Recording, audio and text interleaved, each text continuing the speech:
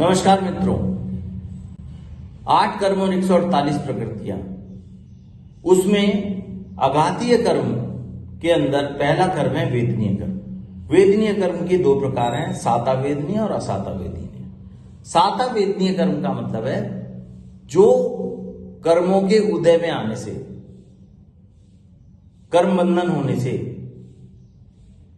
सब कुछ होते हुए भी वो कर्म उदय में आए तो आप उसको एंजॉय नहीं कर सकते, यानी सुख में वेदना। आप गुलाब जामुन खाना चाहते हैं लेकिन आज आपका फास्ट है या आपको डायबिटीज है, तो आप उसको चाहते हुए भी नहीं खा सकते, लेकिन अंदर इच्छा है, आपकी बहुत प्रबल इच्छा है। तो वो जो इच्छा प्रबल है वो वेदना का कारण हुई, और खा नहीं सकते तो वो सुख में वेदना हुई। आपकी जेब में पैसे हैं, सब कुछ है आपको, लेकिन डायबिटीज है, आप नहीं यूज कर सकते, तो वो जो वेदना उत्पन्न हुई वो कौन से कर्म का उदय है? साता वेदनीय, यानी सुख में वेदना।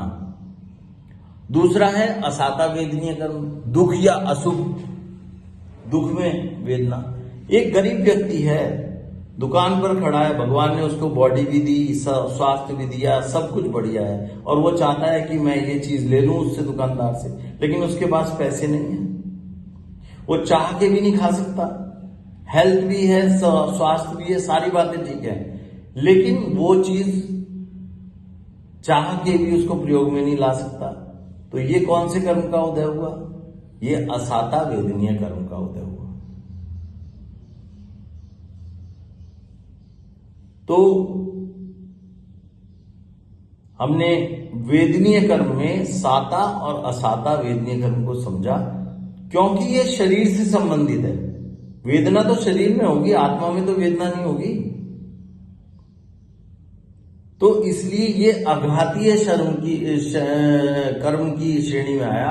आघातीय कर्म मतलब शरीर पर आवरण। आघातीय कर्म के जब उदय में आते हैं, घातीय कर्म मतलब आत्मा पर आवरण जी, और घातीय कर्म मतलब शरीर पर आवरण। तो आघातीय कर्म में 4 कर्म हैं, वेदनीय कर्म, आयु कर्म, गोत्र कर्म और नाम कर्म।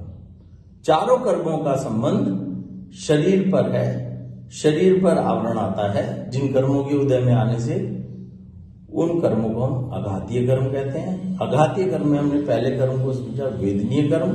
अब नेक्स्ट वीडियो में हम जानेंगे आयु कर्म के विषय में। थैंक यू मित्रों।